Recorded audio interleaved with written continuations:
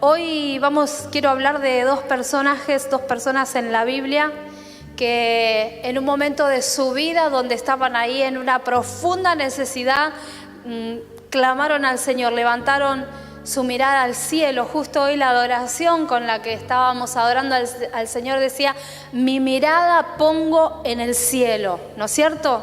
Bueno, creo que el Señor nos quiere hablar de esto en esta tarde, porque estos dos personajes de la palabra de Dios que hoy vamos a compartir, justamente eso fue lo que les ocurrió. Levantaron su mirada al cielo y Dios transformó, Dios cambió, Dios trajo un nuevo rumbo, trajo algo nuevo, operó en sus vidas. Recibieron restauración, recibieron restitución, sus vidas fueron completamente cambiadas, transformadas, y reconocieron a Dios por lo que había hecho, porque se dieron cuenta: no puede ser más que Dios el que esté obrando y operando esto en mi vida. Uno de ellos está en el Antiguo Testamento y el otro está en el Nuevo Testamento. El primero es Nabucodonosor, que está en el libro de Daniel, capítulo 4, versículos 34 al 37. Antes de leer los versículos, para entrar en contexto un poquito lo que dice la palabra de Dios, Nabucodonosor había sido un rey muy, muy esplendoroso, tenía mucha gloria, fama, poder, tenía todo lo que necesitaba y había hecho que el imperio de Babilonia se convierta en un gran imperio. Y miraba a él desde, supongo, cuando imagino, no sé si vos imaginás en las historias de la Biblia, ¿no? Como una película en tu mente. Estaría en los balcones de su palacio, ahí entre los pasillos, y miraba desde sus ventanales a la Babilonia que él había levantado. Y decía en su corazón: yo levanté todo este imperio, tengo todas estas riquezas, tengo toda esta opulencia que estoy teniendo, todo fue gracias a mí, a mi ingenio, a mi fuerza, a todo lo que yo hice, ¿no es cierto? Y Dios ya le había advertido a Nabucodonosor que él tenía que cambiar esa actitud en su corazón. Era una actitud soberbia, porque un día tuvo un sueño Nabucodonosor. ¿Y cuántos saben que Dios siempre nos habla, ¿no? A veces escuchamos personas que dicen: no, a mí Dios no me habla. Bueno, si vos abrís la palabra, ahí Dios te está hablando. Si vos abrís la Biblia, ahí Dios te está hablando, ¿sí? No importa, cualquier versículo, Dios te está hablando. Si vos venís al grupo de discipulado, ahí Dios te habla. Si vos venís al culto, ahí Dios te habla. Si vos un día sentís un llamado y te pasás a orar acá adelante, ahí Dios te habla, ¿no? Pero muchas veces decimos: Dios no nos habla, cuando Dios constantemente nos está hablando, pero aún cuando Él nos habla, muchas veces no le hacemos caso. Vino la advertencia de Dios al rey Nabucodonosor, diciéndole que cambie de actitud. Tuvo un sueño tremendo, que fue revelado a su vida por Daniel, diciéndole que cambie esa actitud, porque si no iba a ocurrir que él iba a dejar de estar en su trono, que iba a dejar de vivir con las personas, que iba a ser como una de esas bestias que en el campo el rocío les cubre el lomo, y que iba a pastar igual que ellos, y que iba a dejar de estar entre su palacio. Nabucodonosor no escuchó. Cuando Daniel le revela ese sueño y ese significado en el cual Dios le estaba hablando, Nabucodonosor no escuchó y siguió en la misma actitud, siguió haciendo las mismas cosas, siguió en sus negocios, en su palacio, siguió pensando que lo único que podía hacer lo hacía con sus propias fuerzas, hasta que al cabo de un tiempo, alrededor de un año, vino y se cumplió la palabra de Dios sobre su vida.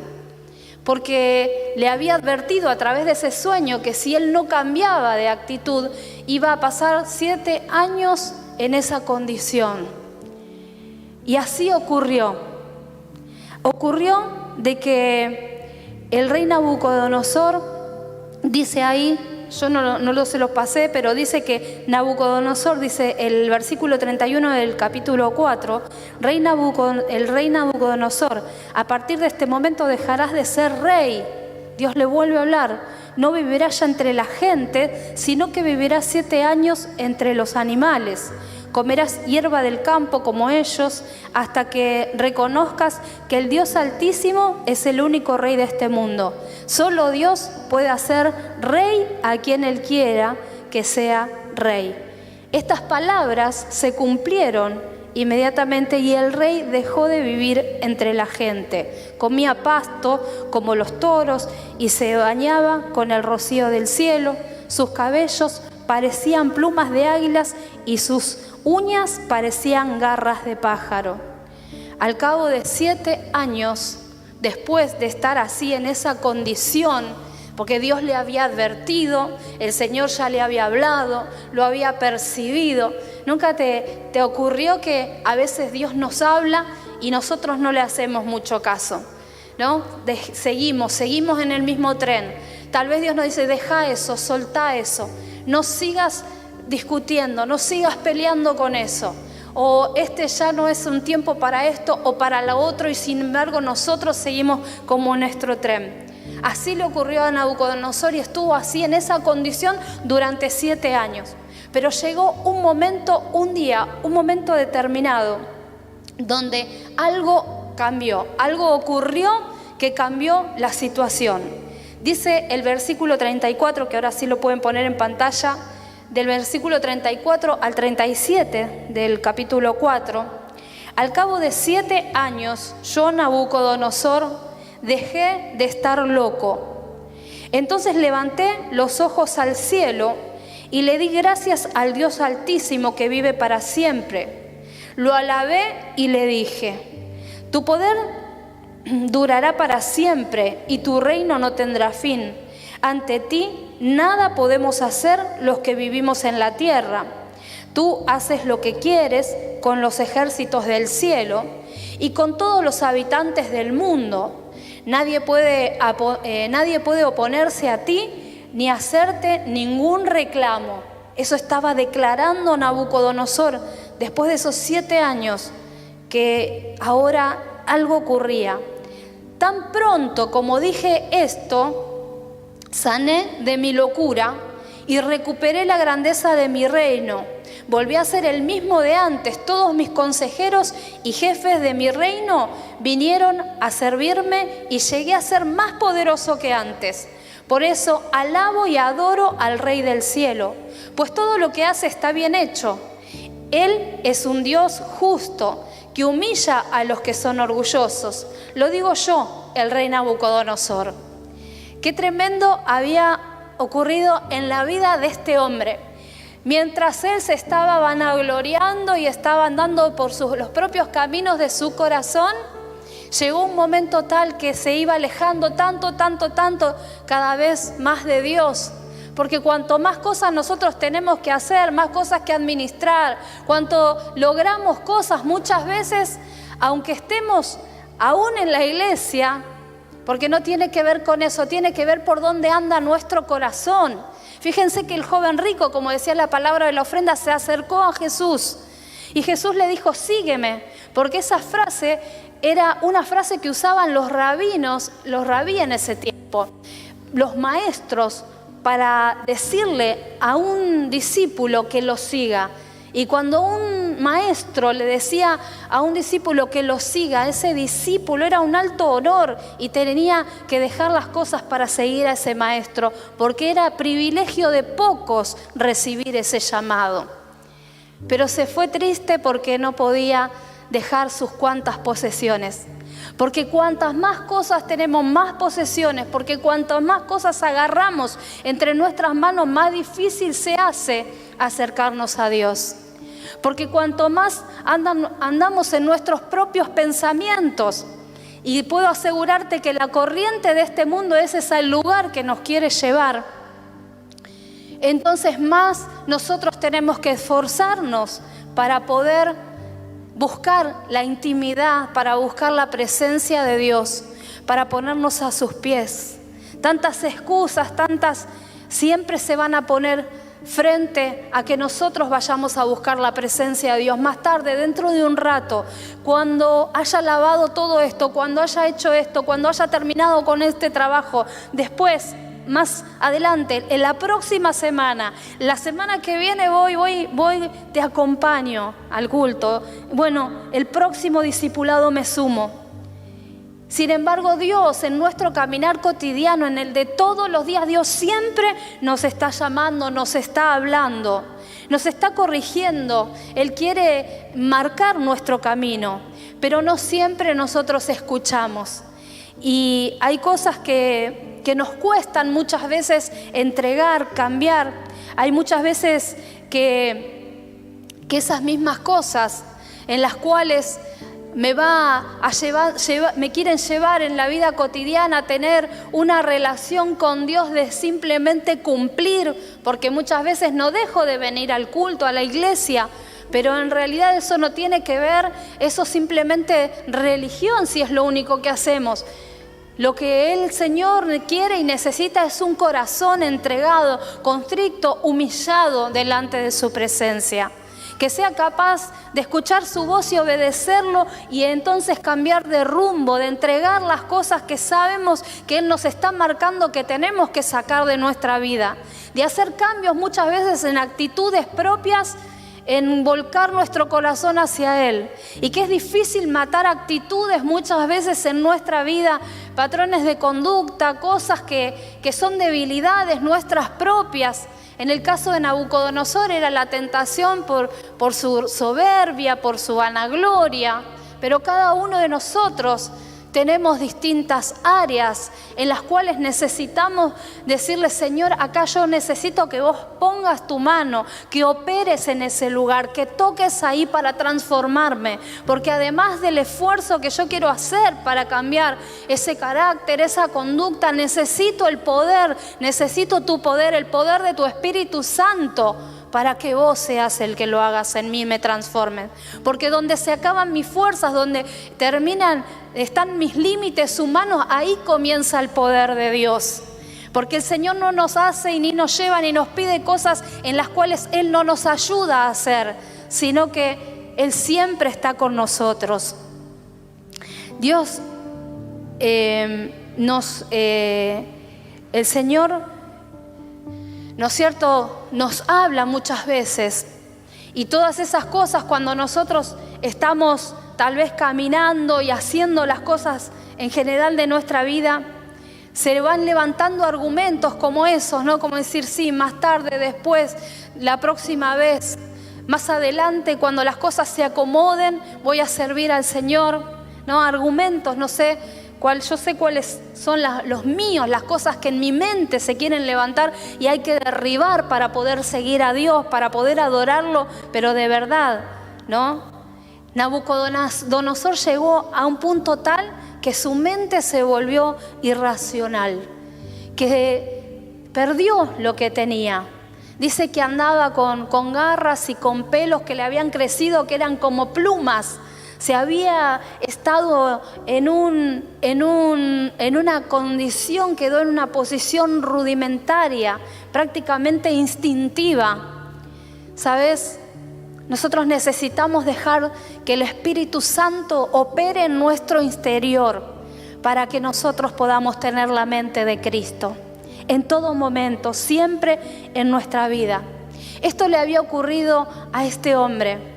Pero Dios es tan maravilloso y Él es tan misericordioso que dice la palabra que algo ocurrió que rompió con esa condición en la que ahora se encontraba el rey. ¿Cómo fue? Dice que al cabo de los 7 años yo, Nabucodonosor, dejé de estar loco. Y me parecía extraordinario que este versículo a veces lo pasamos de largo, pero acá podemos ver cómo Dios puede sanar la mente humana, cómo el poder de Dios puede transformar los pensamientos, cómo de una persona que estaba totalmente fuera de sí, Dios también pudo operar en su mente y liberar esos pensamientos. ¿Cuántos saben que el Señor puede liberar tu mente, tus pensamientos? Puede destituir, derribar todo argumento. Pero dice que al cabo de 7 años yo, Nabucodonosor, dejé de estar loco. Entonces levanté los ojos al cielo y di gracias al Dios Altísimo.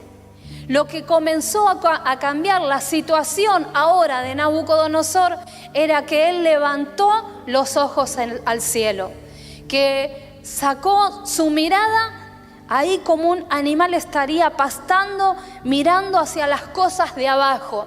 Pero cuando en un momento volvió en sí, levantó los ojos al cielo, y cuando él levantó los ojos al cielo y pudo reconocer a Dios y darle gracias a ese Dios y reconocer que él tenía todo poder y que de él era todas las cosas que él tenía, ahí fue cuando se rompió en la vida de Nabucodonosor aquellas cosas que le estaban ocurriendo, porque dice: tan pronto como dije esto, sané de mi locura y recuperé la grandeza de mi reino. Mira, Dios no nos quiere. ¿Por qué le dijo al joven rico: vendé todo y dejá?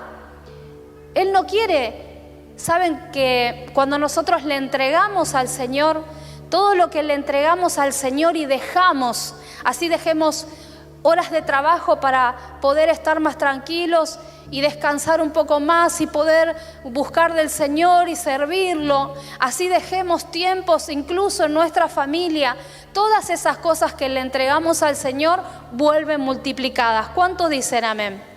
¿Y cuántos se disponen en este tiempo a empezar a sembrar en esa área, en el Señor? Cuando dice que cuando Él levantó sus ojos al cielo, todo le fue devuelto, le fue restituido y volvió al palacio. Todo esto le había ocurrido a Nabucodonosor cuando él levantaba su mirada. Su mente empezó a ser transformada, cambió, porque cuando busco de Dios, todo comienza a ser diferente. Cuando una familia busca de Dios, cambia el clima espiritual. Cuando yo personalmente busco de Dios, mi carácter comienza a ser transformado, mi forma de hablar, mi forma de pensar, porque la misma palabra de Dios dice: cambia tu forma de pensar para que cambie tu manera de vivir. Entonces dice: volví a ser el mismo de antes, y pensaba: ¿a cuánto de nosotros tendríamos que volver a ser el mismo de antes? ¿Te acordás cuando recién conociste al Señor? El gozo que había en nuestro corazón de buscarlo, de haberlo descubierto, de darnos cuenta de que vivíamos una vida natural y que hay poder de Dios derramado en la vida del que lo ama y que lo busca. ¿Cuántos de nosotros hace tiempo que no tenemos gozo en el corazón? ¿Cuántos de nosotros hace tiempo que no disfrutamos de la familia o estamos contentos, alegres por algo? Bueno, tal vez es tiempo de levantar la mirada para que el Señor obre, para que el Señor te ayude y el Espíritu Santo te ministre para que puedas volver a ser el mismo de antes. Pero no el de antes cuando no conocías a Cristo, sino el de antes cuando recién lo conociste al Señor. Para que haya gozo, para que haya paz, para que haya libertad, para que haya revelación, para que puedas buscar del Señor.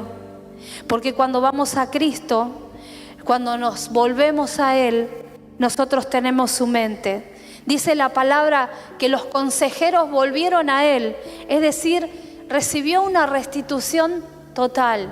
Y dice que su estado fue mejor que el anterior.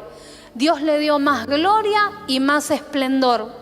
Porque Dios no quiere quitarnos nada, por el contrario, quiere darnos cosas mejores, cosas mayores, cosas superiores, un lugar mejor, mejor en tu familia, mejor en tu trabajo, mejor en tu vida personal, mejor persona, mejor carácter, diferente a la imagen de Cristo.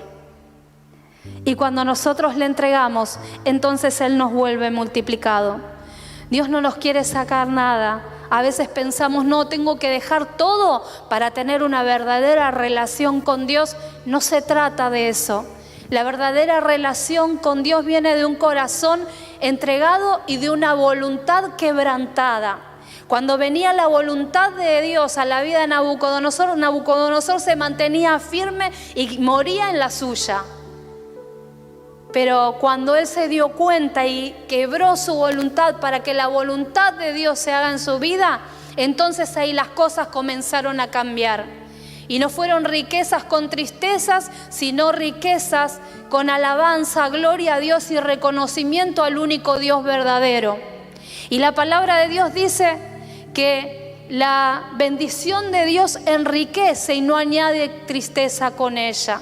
Y la bendición no se habla solo de las riquezas materiales, sino la bendición que bendice a tu familia, a tu hogar, que trae paz, que te abre puertas. Es la bendición que te transforma la vida, que cambia las cosas, que te mantiene erguido en la esperanza cuando las cosas se ponen difíciles.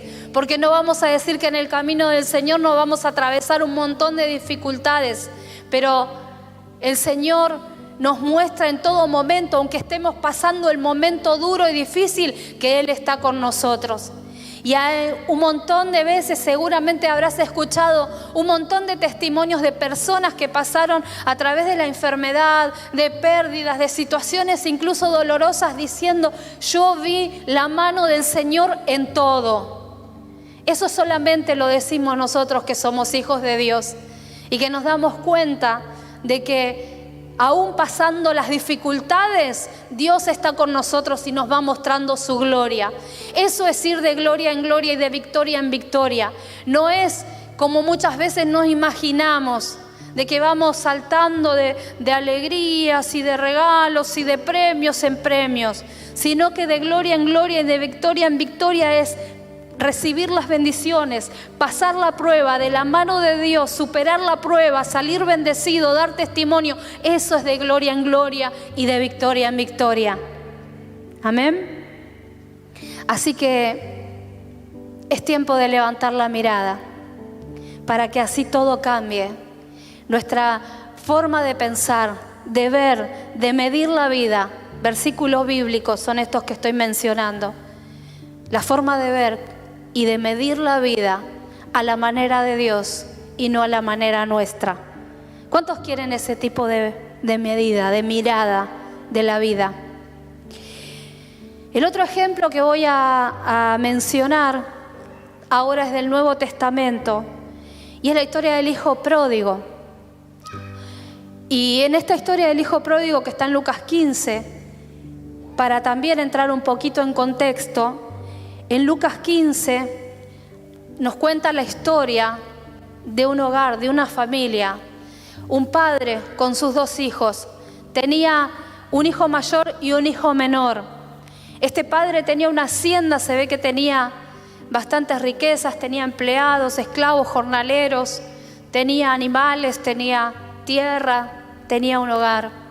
Uno de sus dos hijos, el hijo menor, le pide la herencia. No se pudo esperar hasta que llegue su tiempo, sino que le pidió la herencia a su padre.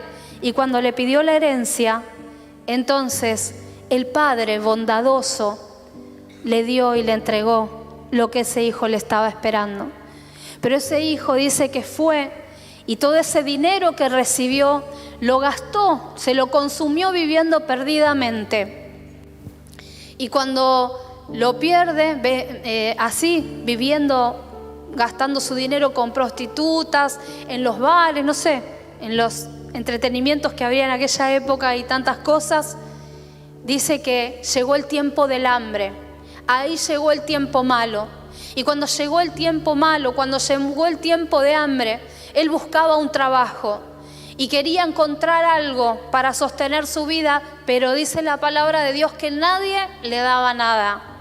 Llegó a un punto tal que hubo un hombre que le dio un trabajo que era apacentar los cerdos, que para un judío es lo más por ahí inmundo que puede haber porque ellos no pueden tocar a los cerdos.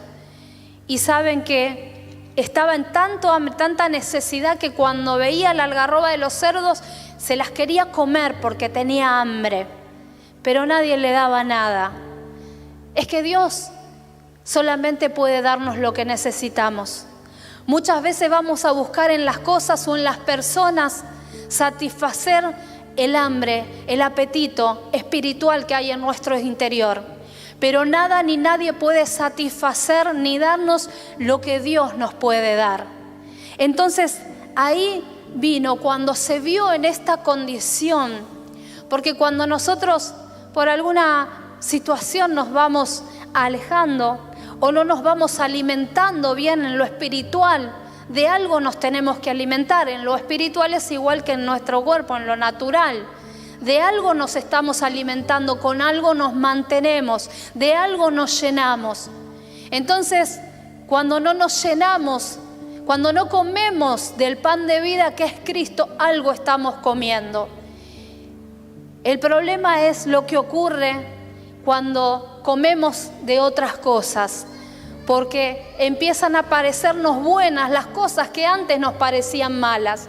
Empiezan a ser agradables de llevar a la boca, de consumir esas cosas que tal vez antes no tocaríamos.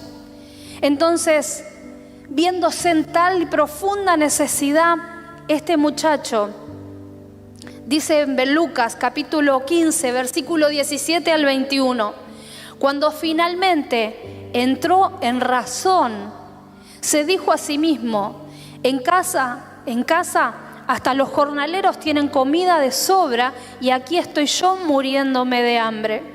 Volveré a la casa de mi padre y le diré: Padre, he pecado contra el cielo y contra ti, ya no soy digno de que me llamen tu hijo.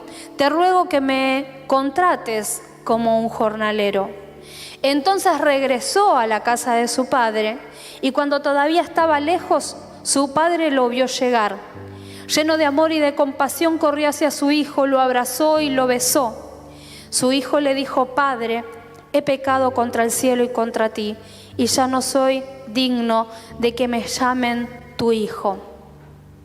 Miren, hay algo especial, ¿no?, en esta palabra que dice: cuando finalmente entró en razón, se dijo a sí mismo: en casa de mi padre, hasta un jornalero tiene comida, tiene abrigo, está bien calzado, no tiene necesidades.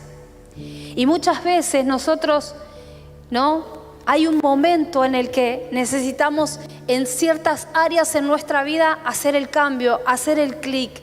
Tal vez el entrar en razón, en volverme a Dios, en levantarme y decir: cambio la actitud, ahora Señor voy contigo. Ahora, Señor, me doy cuenta de lo que perdí, de lo que pierdo cuando estoy lejos de tu casa. Cuando nuestro corazón, como decía hoy, ¿no?, la corriente de este mundo va a querer llevar a alejarnos, mas Dios quiere acercarnos. Y cuando nosotros nos alejamos, como te decía recién, nos vamos dejando de alimentar espiritualmente y vamos llenándonos de otras cosas. Pero sin embargo, cuando este muchacho volvió en sí, porque quiero decirte que hay cosas en las que ni Dios te puede ayudar. ¿No te suena ahí como rara esa afirmación? Dios puede hacerlo todo y tiene poder, pero nosotros tenemos libre albedrío para elegir. Y elegimos todo el día y todos los días. Elegir acercarme a Dios es algo que yo hago, que decido cada día, todos los días. Elegir no hacerlo, elegir quedarme, elegir alimentarme, llenarme con otras cosas, es algo que yo decido. Fíjense que el padre no fue a llevarle a aquel lugar donde él estaba una bolsa de comida.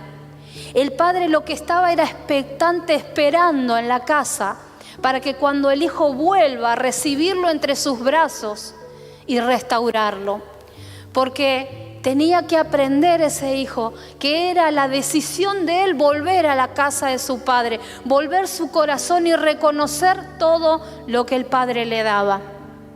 ¿Y saben lo que hizo el Padre con su amor y misericordia? Lo que hace con cada uno de nosotros.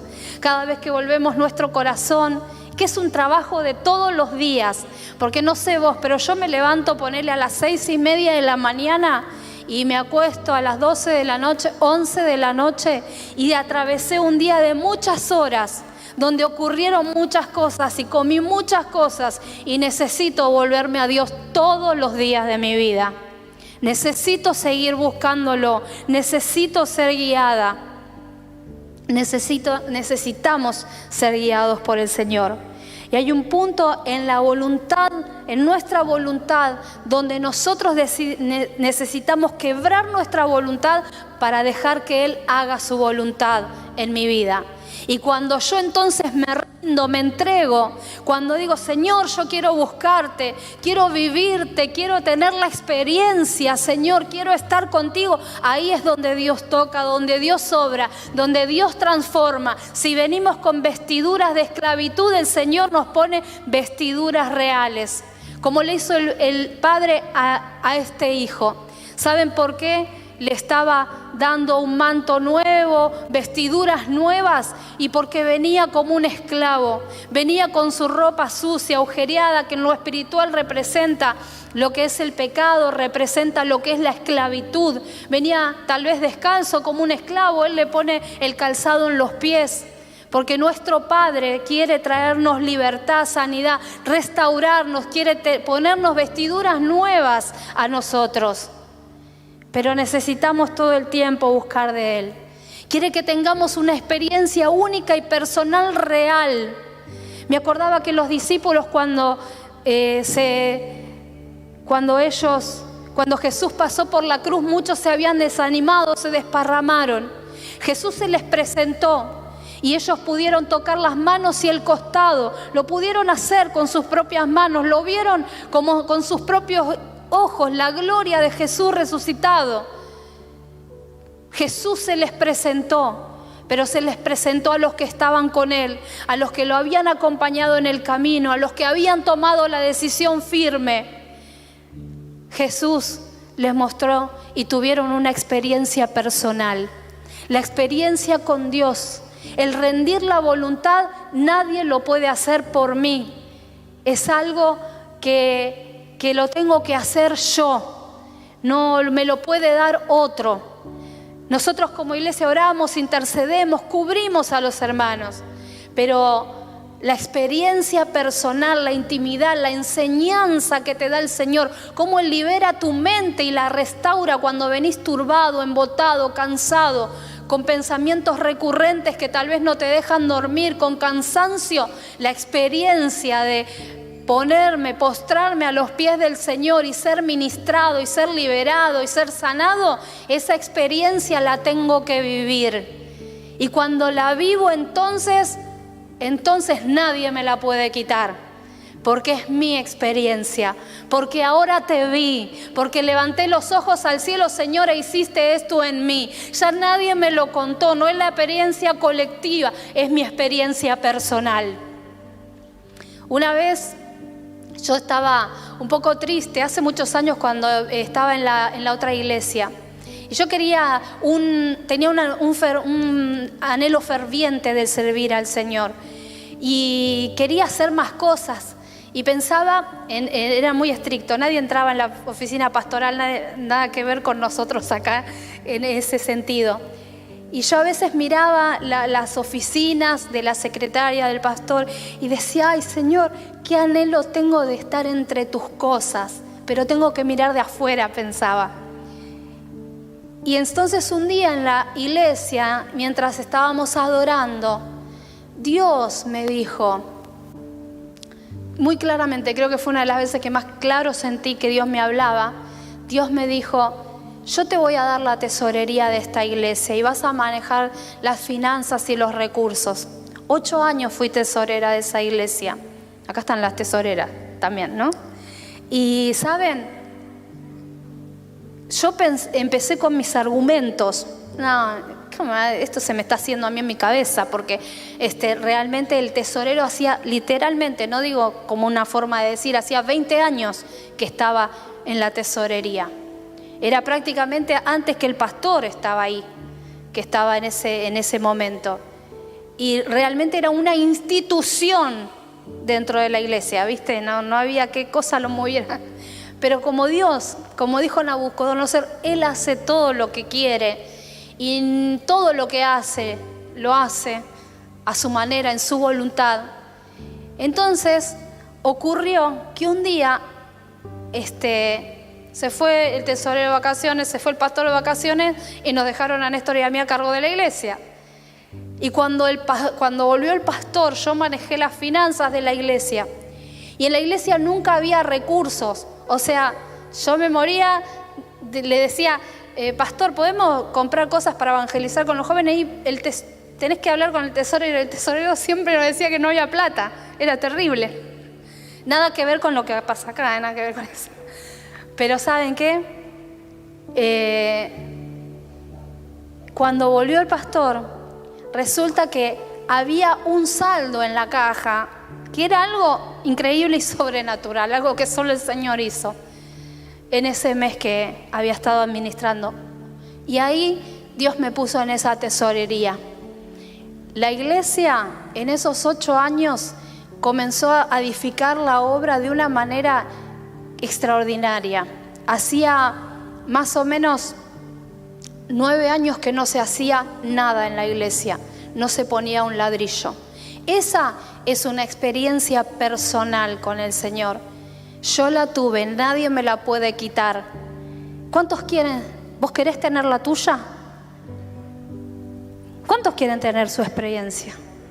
¿Sabes por qué? Porque la palabra de Dios, cuando la tenemos, podrá pasar tiempo, se podrán levantar argumentos, te podrán pasar cosas, te podrá parecer imposible, pero cuando tenés una palabra revelada por Dios, tenés una experiencia personal con Cristo, cuando ves que el Espíritu Santo es el que te está dictando, guiando a hacer algo, eso no te lo puede sacar nadie, aunque pase el tiempo, aunque vengan dificultades, aunque sucedan las situaciones. Es algo que el Señor te dio. Pero para poder tener la experiencia hay que levantar la mirada. Pero no así nomás, ahí nomás. No. Hay que levantar la mirada al cielo. Puestos pues los ojos en Jesús, el autor y el consumador de la fe. Puestos pues los ojos en Jesús. Y vos me vas a decir, pastora, ¿cómo hago para levantar la mirada en este tiempo? Porque yo ni me fui, ni estoy en otro lado, estoy acá. Bueno, levantar la mirada tiene que ver con entregar la voluntad al Señor para que Él haga la suya, pero entregarla profundamente y de verdad. Levantar la mirada tiene que ver con dejar actuar al Señor en cada área de mi vida. Levantar la mirada tiene que ver con cuando me vuelvo a Dios y tiene que ver con que mi voluntad sea quebrantada. Entonces actúa Él y me redime, me restituye. Este es un tiempo de levantar la mirada, de hacer la voluntad de Dios, de tener esa experiencia personal.